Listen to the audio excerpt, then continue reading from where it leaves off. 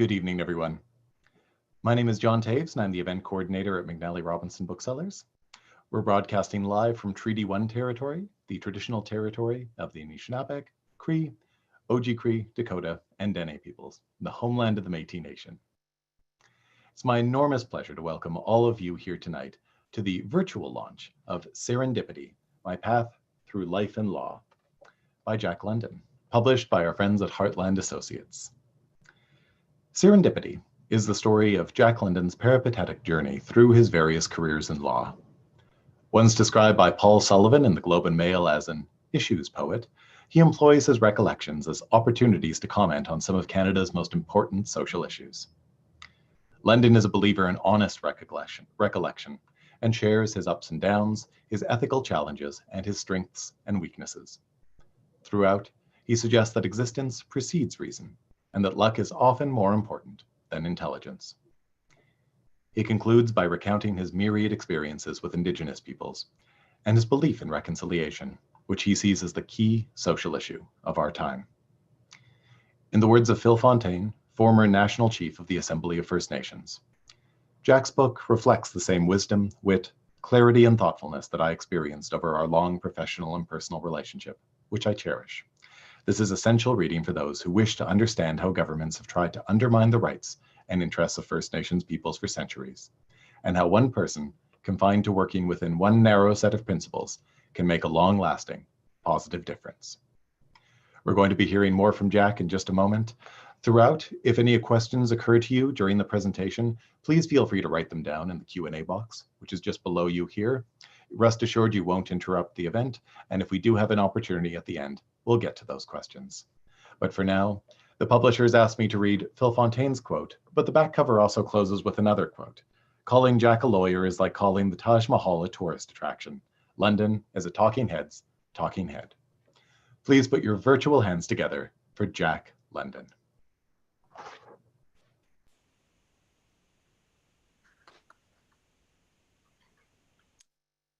Hi, folks, thanks.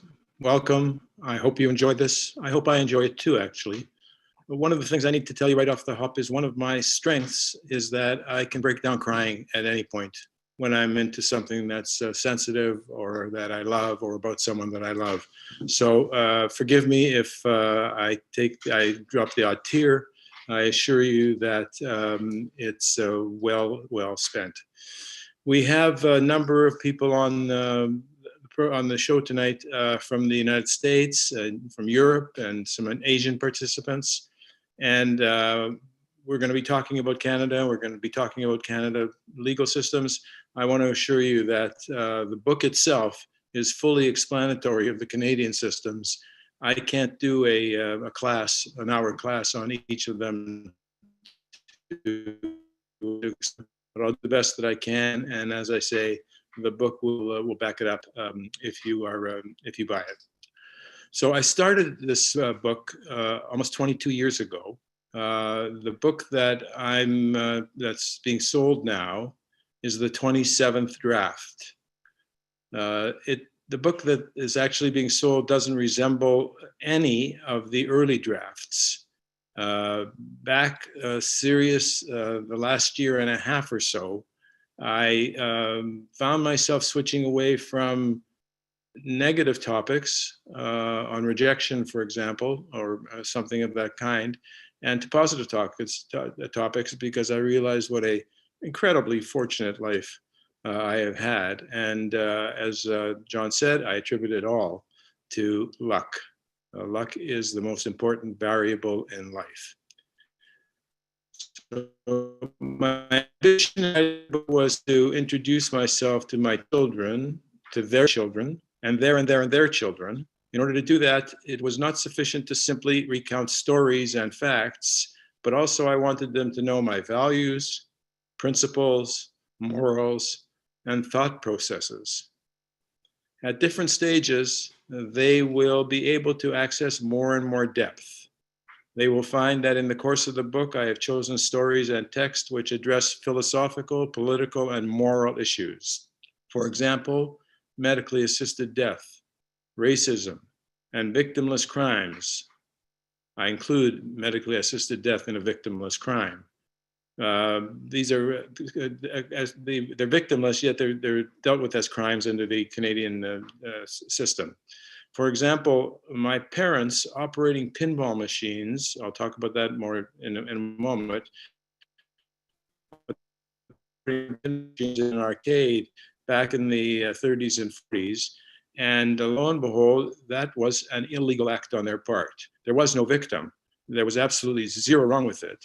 But very often the church and the government reach out and they try to get a hold of something that's really a lot of fun, something that you really want to be doing, because if they can get you on that, if they can hold you on that, they can get you and they can hold you on anything. And so pinball machines were illegal. Once a year, a Royal Canadian Mountie would come in and smash up one machine symbolically. And one day I saw my mother, he took a $25 gift from my mother. So I decided to write the book. I searched for to publish, I should say. I searched for a publisher. I was rejected a couple of times, as I suspect most people are, but happily connected with Heartland Associates through this process now.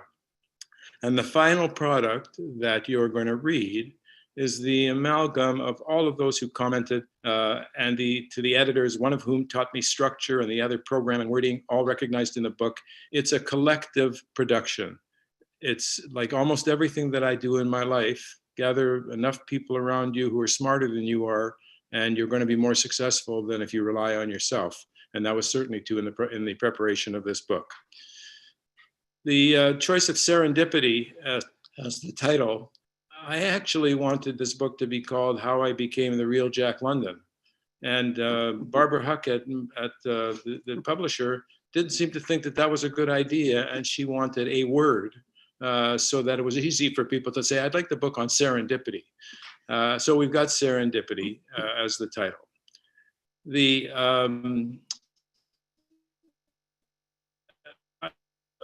most important variable, as I said, in life, and the reason I go to serendipity is because when I look back at my life, I was always surrounded by people who were smarter than I was. They were faster than I was. They were better looking than I was. They were better athletes than I was. They were more disciplined than I was. There was a lot of more involved in it. And when I look back now and I look at what happened to that whole group and more and myself, everyone's done something, and lots of people have done very well. But I've done, from my perspective, I've done really well. And I couldn't figure out why that would be. Why would it be that someone who wasn't the smartest and wasn't the fastest and wasn't the best looking, et cetera, why would that person be successful? And I came to the conclusion that the only answer that there can be to that question is the important variable in life. You can be as smart as a whip, but if you don't get the opportunity to show it, no one ever finds out about it, and you don't get to do the things in life that you wanted to do. And I have been a very, very lucky guy. So I want to turn to actually the notion of my being a very lucky guy. The first piece of luck that I want to talk about is that I won the genetic lottery. I had immigrant parents, heroes really, as I told you.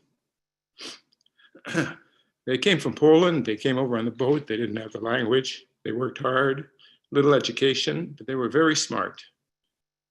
I also had the right birth order in my family. I had two older sisters. One survives. She's on this call right now. And I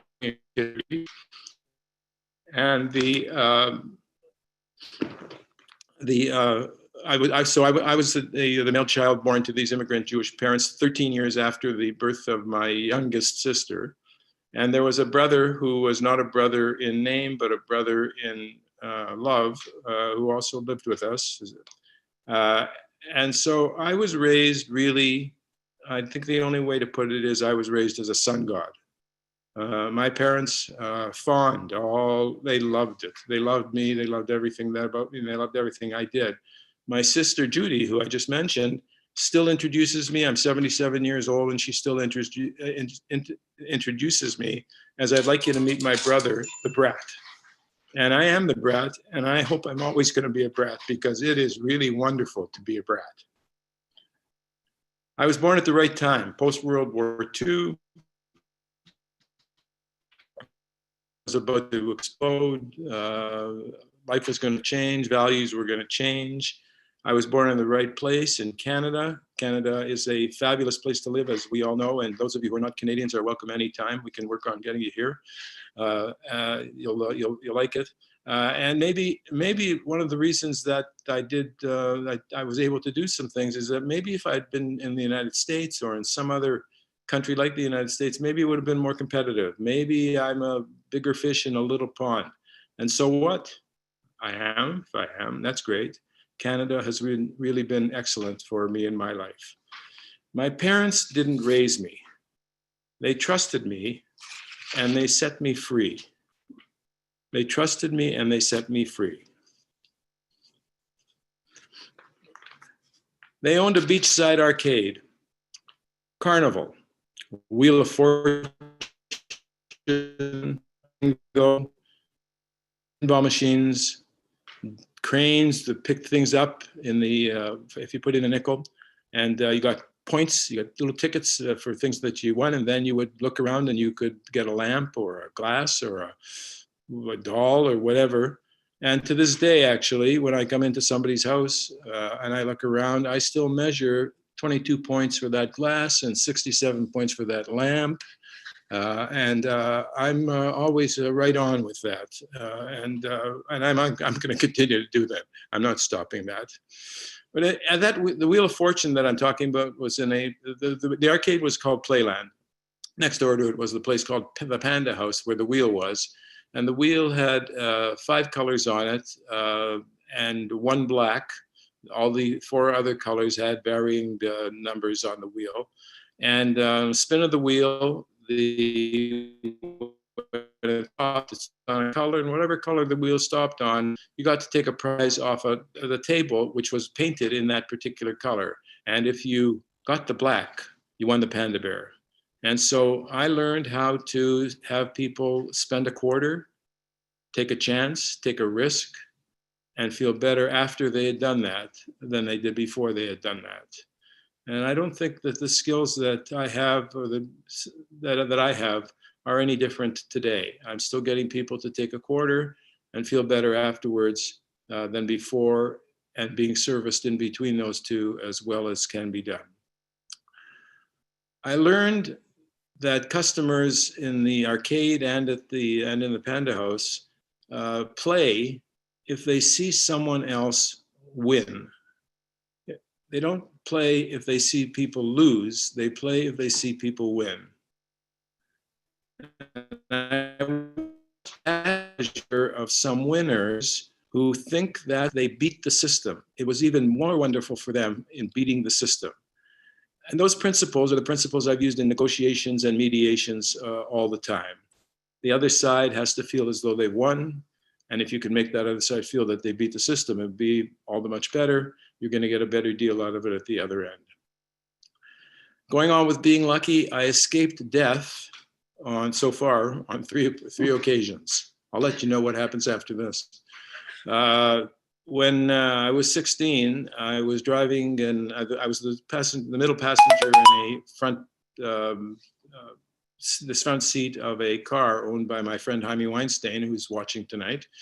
And he wasn't driving. The guy named Alan was driving the car for him.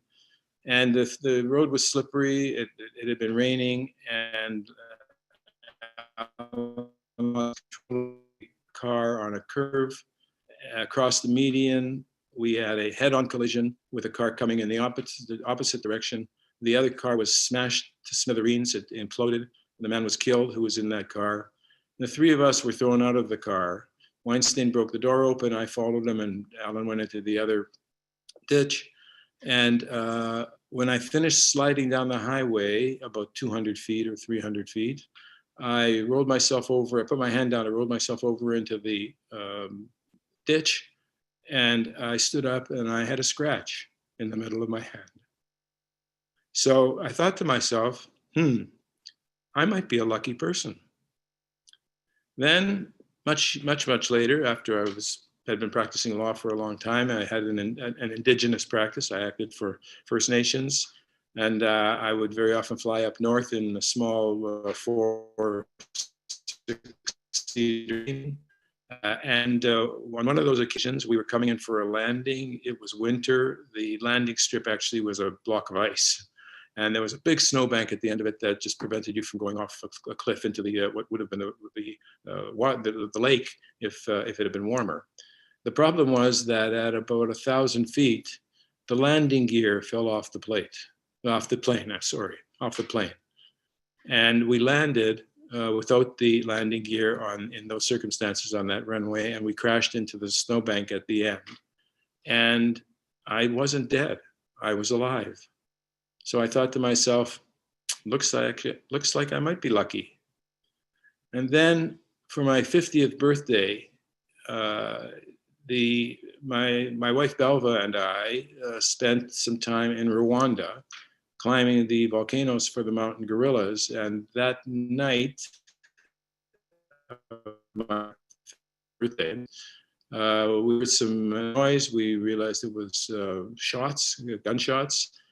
We slithered actually over into the bathroom, put ourselves between a bathtub and a wall, and covered with a mattress. And we lay in an S-curve, the two of us, for 36 hours.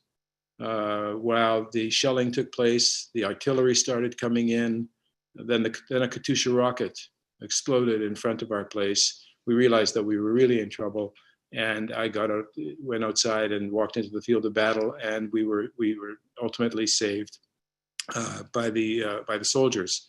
So after that, I knew for sure that I was lucky, and when Belva's with me, I'm even luckier.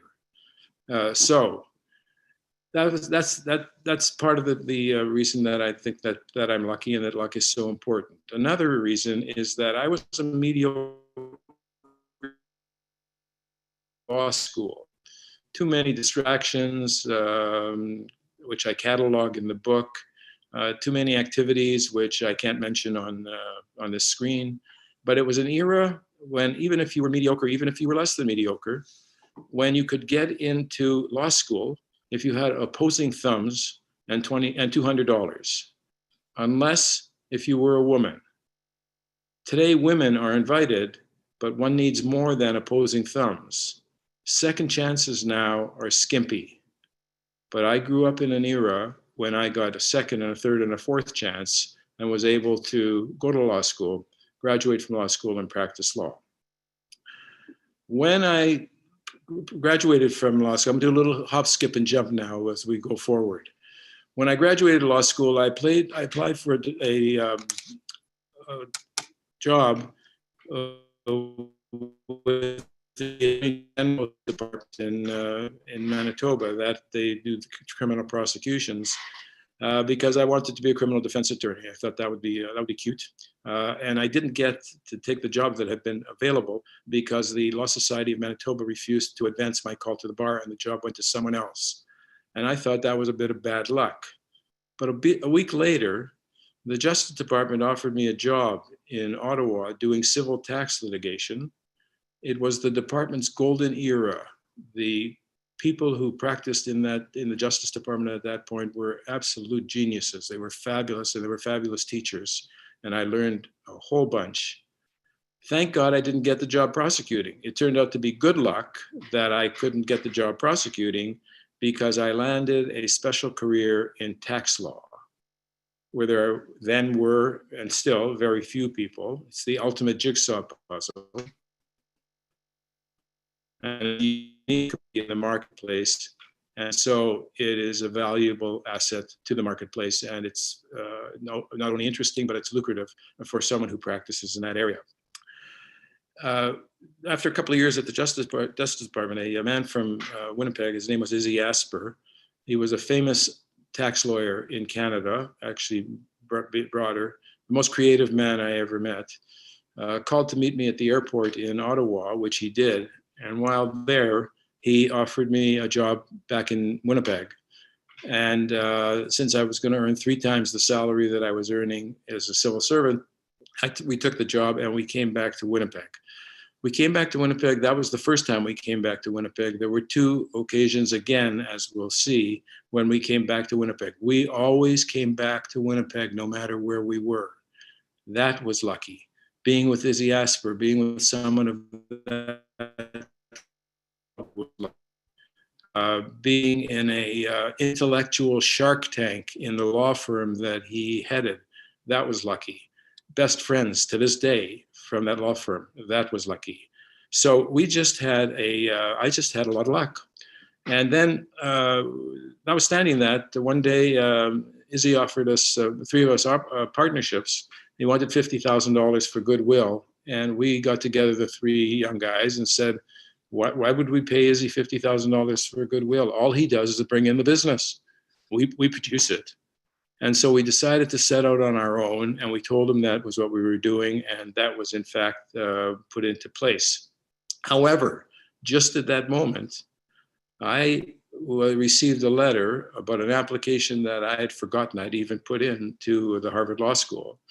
And I told the guys that I couldn't pass up the chance I was going to Harvard Law, which I did. The Masters of Law, Harvard is a wonderful place. It's a great school, and it's very interesting.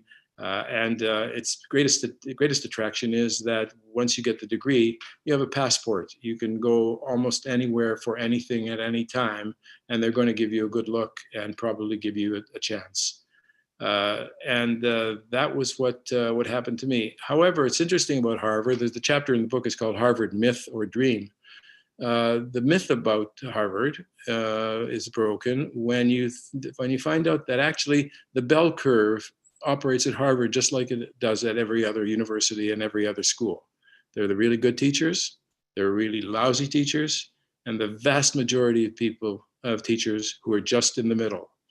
And I didn't find that to be any better than what I had when I went to law school.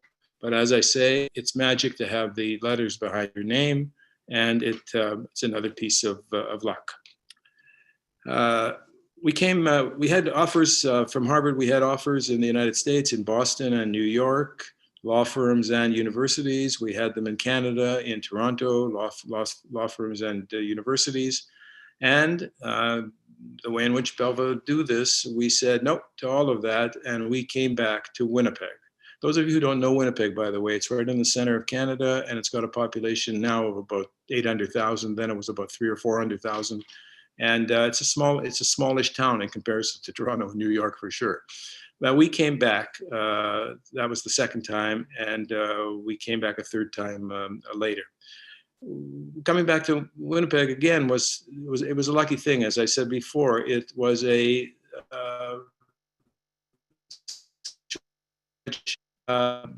it wasn't as competitive as it would have been in those larger sectors.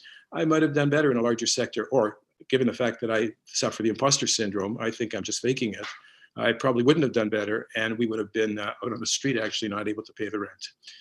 So we came back to Winnipeg. I became a professor of law at the University of Manitoba. A few years later, I was appointed Dean of Law. I was 35 years old. I was the first Jewish person ever to be the Dean of Law, and I was the youngest person ever to have been the Dean of Law. And the career at the law school, it's done. I do it up well in the book. I don't know that I have the time to do it here. All I can tell you is that for the years that I was professing in the law school, my sense was that I had a love affair with the students, both ways. And the teaching was very happy for me and happy for some of them. Obviously, you split the crowd. Always, some people love you, some people don't. But that I was, it was a love affair. In 1977, I was entitled to a sabbatical. I was offered a professorship at the University of Toronto to do some clinical programming. And I said to Belva, it's the leading law school in Canada. Maybe I should take the job instead of going to France. And she said, are you crazy? And so we didn't go to Toronto. We went to France. We studied French. I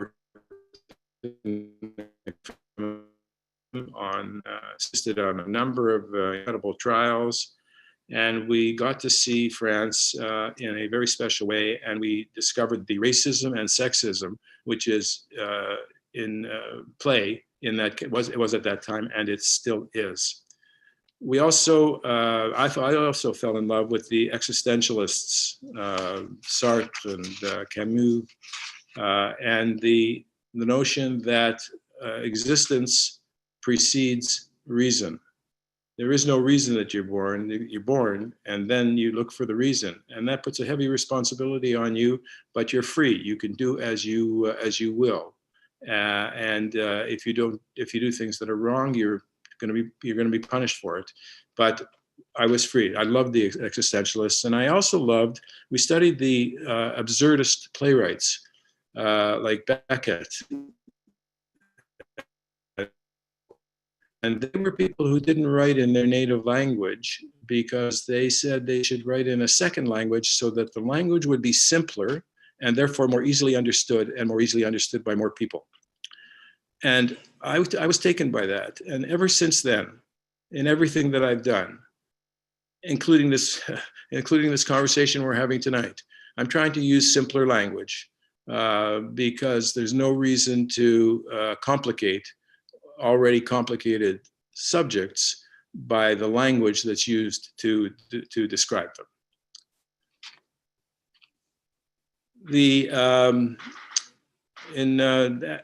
I was the dean for 5 years. In 1984, I was entitled to an administrative leave. I had an offer from the London School of Economics to spend some time there.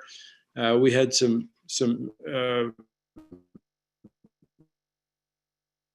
to do in Canada. I turned that down.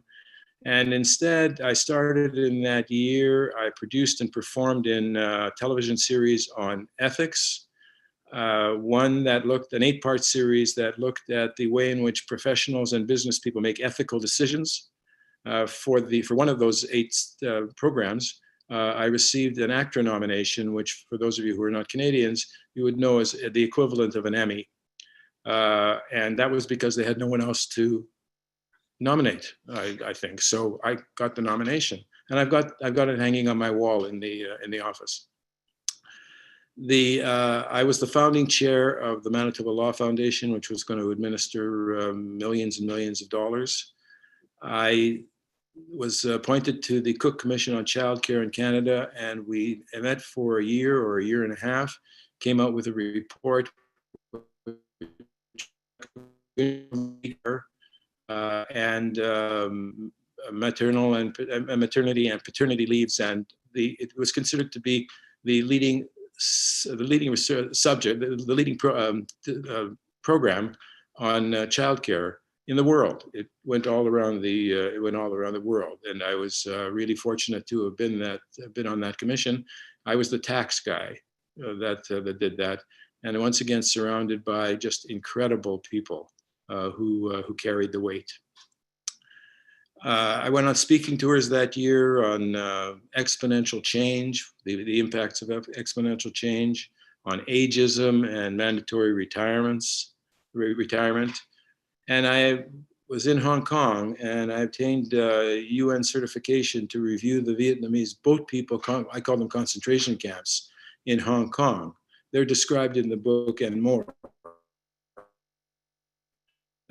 They were awful. It wasn't Auschwitz, but it was awful. I taught for another couple of years when we came back, but I stopped loving the students. And you can't do that. You can't teach if you don't love the students. So I needed a change, and spoke with Belva about it. And I left the university, no job, no income, trying everything once, created a void, It will be filled. So I made some applications, but I was rejected by a pulp and paper corporation in British Columbia, $800 million a year, because they thought I should have some experience before I became the CEO of that corporation. I thought my skills were transferable.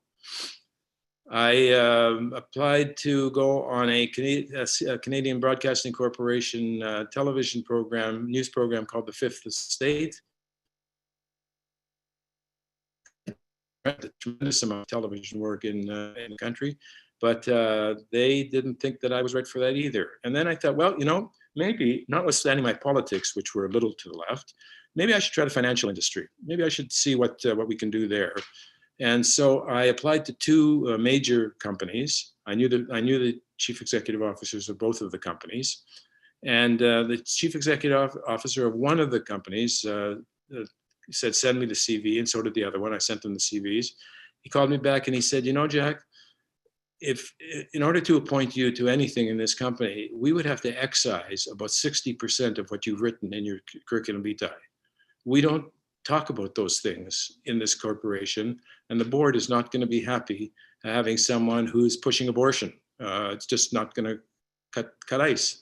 And so I was turned down. The other CEO had a better reason. He was a friend and still is, and I like him a lot. He read it and he said, I've read the CV, it's a long CV. He said, the problem is that we don't have any room in our company for a court jester. And so I didn't get that job. So what was I supposed to do? I was having bad luck, and I thought I had good luck. And so the bad luck was that I wasn't getting a job, and I had to do the only thing that I could do at the time, since we had a family. I had to go back to practicing law, which I didn't want to do, and I had not wanted to go back to. However, exactly the opposite happened. I felt a whole new world open up for me. I had retained my tax expertise as such, but it was the era of the rise of flexing muscles in the Indigenous world, and I was accepted as counsel in that world before everyone, all the other lawyers, wanted to be. In addition to classes at law school, at business school, the B school, I never found a business case study as important, exciting, and historically relevant as I later did in supporting the evolution incrementally of long suppressed and beaten down First Nations rights. Just saying, I was lucky that I didn't get any of those other jobs.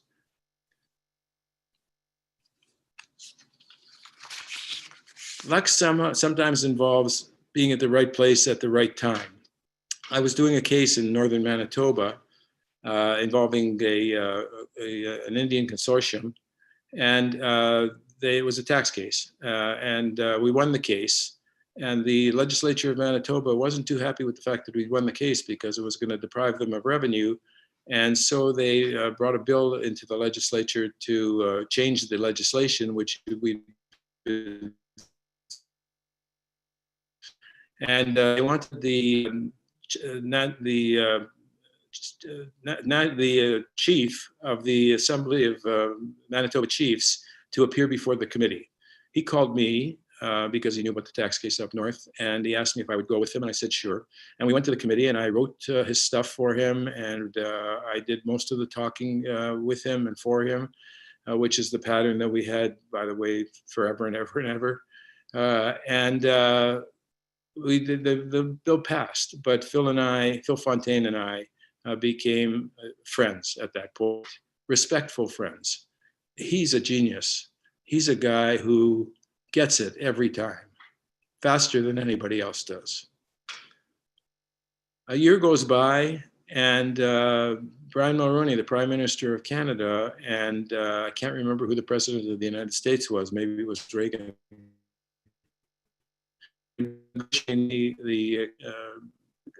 the free trade agreement with Mexico. And there was a lot of opposition to it. And there was a pro bono group of ragtag guys and women who were going across the country. And they were postering, they were putting up political posters on public buildings. And it turned out that there was a bylaw preventing that from happening in Manitoba, in Winnipeg. And they were charged, they were convicted, they were fined. They took an appeal and they lost. And I got a phone call from someone asking me whether or not I would pro bono go to the Court of Appeal and argue the case for them based on the freedom of expression clause in the Canadian Charter of Rights and Freedoms. And I said, sure. And I did.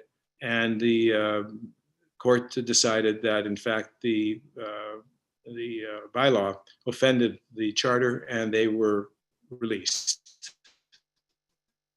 So they were gone. I never thought I'd see them again. About a year later, the provincial governments and the federal government in Canada decided that they were going to try to amend the Constitution of Canada very, very significantly in order to bring the province of Quebec to sign the Constitution, which had been repatriated from England, but the people in Quebec, with honor to the French, would not sign. And so they came up with a series of amendments which would have decentralized the country, and Quebec would have become a distinct society, and there was all sorts of things that were going to happen that were thought to be unlovely. But more important than any of that, we could have handled all of that. More than any of that was that the preamble to that Constitution was said that it was going to recognize that there were two founding nations in Canada, the French and the English. And the Aboriginal people in Canada, the Indigenous people in Canada, the First Nations in Canada, they didn't think that that was quite accurate. They were the first nation in Canada, actually, in the land of Canada, called Turtle Island at that time. And they wanted to fight it. And they looked for a way to fight it, and they found it in Manitoba. Long story short, a sitting legislator in the Manitoba legislature, his name was Elijah Harper, got to vote no against a motion to ratify these constitutional amendments, which was right at the deadline for ratification, because the government had put the bill before the legislature improperly. And the accord, the proposal went down. It was called the Meech Lake Accord because it had been negotiated at Meech Lake. It's probably, if I live to be 1,000, I probably won't experience the kind of high that I experienced with that. Fontaine was the leader of the First Nations people who were opposed to this. He mobilized them. He was the person who knew what to do and how to do. He was the person who met and spoke with the Prime Minister about it while the Prime Minister was trying to lobby us to back off. And we killed the accord peacefully in the legislature, and Elijah Harper sat there with an eagle feather in front of him as he downed it. Later, for the work that I did on that, the Assembly of Manitoba Chiefs presented me with my own eagle feather. I was inducted into the Order of Canada, which is a wonderful thing, and nothing like it, except I think if I had to choose between the eagle feather and the Order of Canada, I would choose the eagle feather. The defeat of the Meech Lake Accord led to a relationship between Fontaine and me that deepened and deepened. And I became counsel to the Assembly of Manitoba Chiefs, of which he was the head chief.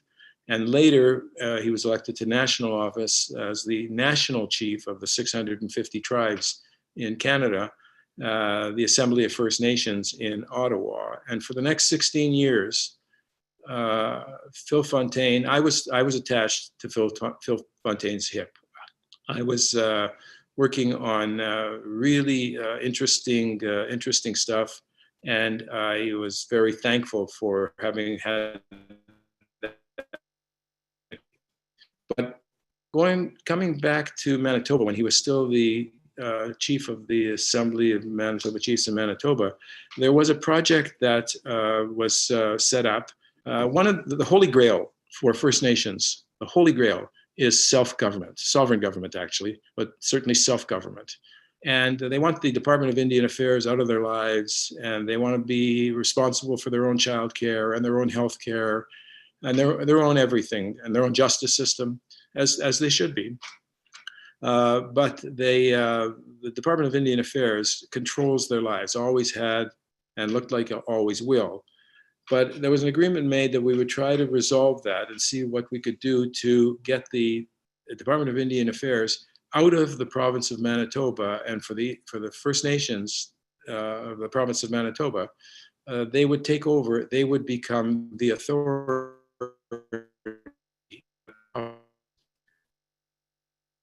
The agreement was negotiated between a young man in Ottawa. His name was Alan Williams, and I. We were both Jewish. And at the very first meeting, we hit it off. And I said to him, you know, if we have a chance of success here, we have to be totally transparent with each other. You and I both have to believe that neither of us is stringing the other along. And if we do that, and we rely on our faith for that, we will have a chance of being successful. And in fact, we were successful. And we came to an agreement on something called the Framework Agreement Initiative to dismantle DIAN, Department of Indian Affairs, and to restore self-government in the First Nations of Manitoba, the Holy Grail. So and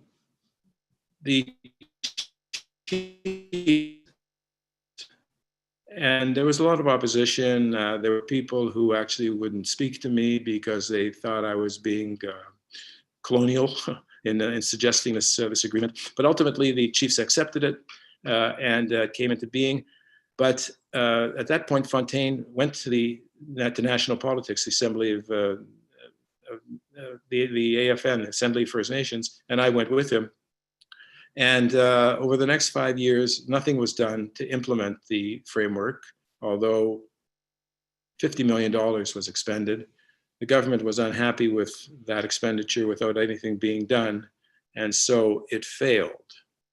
And it failed because there are two different tracks in working with Indigenous peoples. One is that there's something, let me call it transitional justice. That is, you take a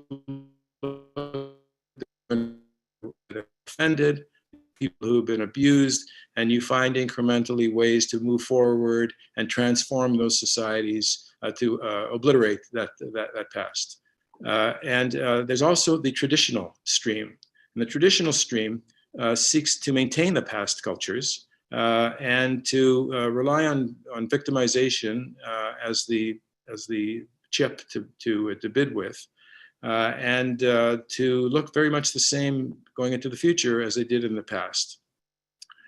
I'm not a traditionalist. The traditionalists are really orthodox or ultra-orthodox, not only amongst the First Nations, but amongst my own people in Israel, the Jews of Israel, and everywhere else. I think ultra-orthodoxy is a prescription for stagnation.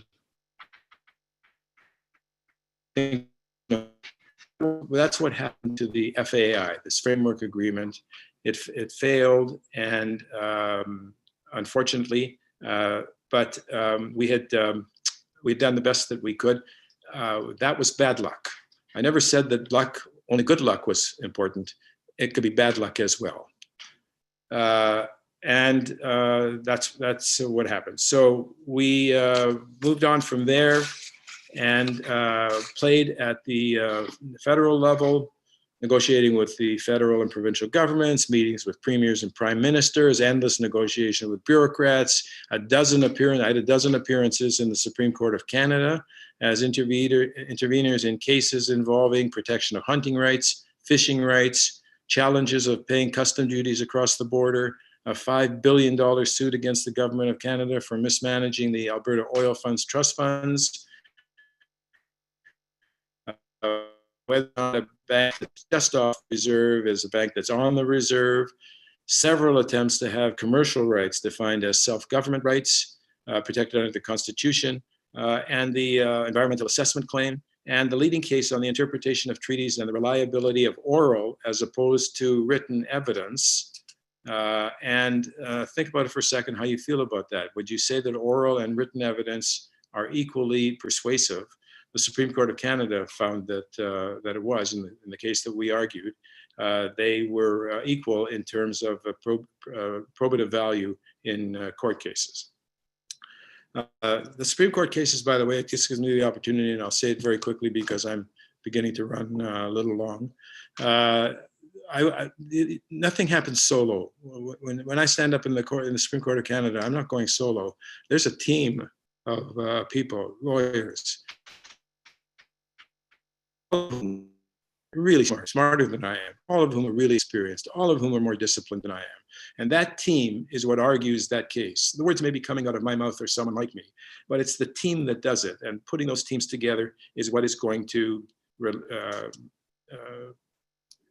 result in success. They were unbelievable. And in the book, I credit all of the people who I've worked with over the years who have saved me over and over and over again in the work that we have done. So I'm gonna take the opportunity. I'm gonna go just a couple of minutes. I want to just tell you one last thing. I stopped acting for a lot for the Indian governments, the First Nation governments, because when Fontaine ran for office the last time, which I think was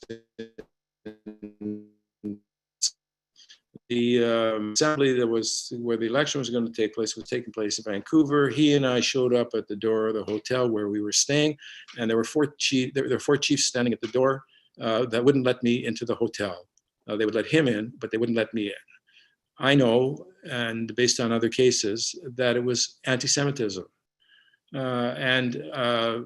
I lost my luster. I lost my appetite for the work and started to ease off from it, and ultimately worked with Phil. I still do on personal things and business things, but I stopped spending as much time doing First Nations work as I had before. I focus now just on individual First Nations and not on the political scheme. So in the last chapter of the book, I reflect on all of this. I reflect on all the principles that I've talked about. I've exceeded my time. I'm not going to be able to deal with those reflections. I hope you read I hope you buy the book, and I hope that you read the book. What I want to tell you about what I've written is just this. I do the research. I do the analysis through the prism of my culture. I can't appropriate First Nations culture, Indigenous culture, and I don't see it through the prisms that they do. I see it through the prism of my culture, and that's just a fact. So you'd have to take it into account in assessing what I say. The conclusion that I came to is that in order to get together on what needs to be done in order to raise the living standards and the abilities of the First Nations people, though there are a tremendous number of very, very, very, very successful doctors, lawyers, architects, teachers, musicians who are there. It's a stereotype to think that the First Nations are not very, very competent, and at the top of their professions in Canada. They are. But in order to go the next step, the parties have to be together. They have to meet halfway. I don't think I'm a colonialist. I've never thought I'm a colonialist. I am the descendant of a colonialist, perhaps. I'm not even that because my parents came from Poland, but I'm a descendant of people who came here from Europe and worked and built the country as well. And so there is no absolute right here, and both sides are going to have to come to a middle ground. Any expectation that it's one side outcome are wrong. It's going to lose. Ladies and gentlemen, thank you for participating from the bottom of my heart. I'd be honored if you buy the book. To my kids and grandkids, I hope you love it and learn from it. Thank you. And thank you so much, Jack, for sharing your story with us tonight. Thank you to everybody out there for all your incredible attention and feedback as well. All of you who are leaving kind comments in the chat right now, I'll be sure that those find their way to Jack right now so that he can see them. But in closing, I'd just like to say that copies of the book are available from McNally Robinson Booksellers. Jack very kindly signed a number of them for us, and those are available. You can give us a call. You can visit us if you happen to be in Winnipeg. You can order the books online. We also deliver across the country as well and internationally. And you can even have the book delivered within the city as well. You don't even need to leave the comfort of your home. It's been a real pleasure to share the evening with you folks here tonight. Thank you very much for your patience as we experienced a few intermittent connectivity issues. This presentation will be live on YouTube for the indefinite future if you'd ever like to revisit it, or if you'd like to share with anybody as well. But in closing, I'd just like to thank Heartland Associates for all their help in planning the event, pulling everything together, and of course, publishing the book in the first place. I'd like to thank all of you for your kind attention and all your warm comments. And in closing, this is the time I would normally ask you all to join me in giving a rousing round of applause to Jack London. Thank you all very much for joining us, and have a really lovely evening.